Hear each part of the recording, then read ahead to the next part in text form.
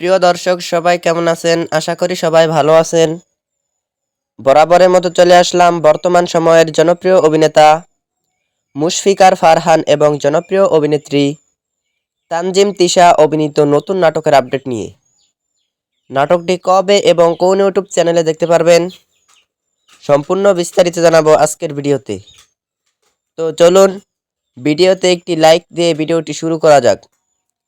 নাট্য ইন্ডাস্ট্রির জনপ্রিয় নাট্য পরিচালক মাহমুদুর রহমান হিমি পরিচালিত নাটক মধ্যবিত্তের সংসার। নাটকটিতে অভিনয় করেছেন জনপ্রিয় অভিনেতা মুশফিকার ফারহান এবং জনপ্রিয় অভিনেত্রী তানজিম তিশা সহ আরও অনেকেই।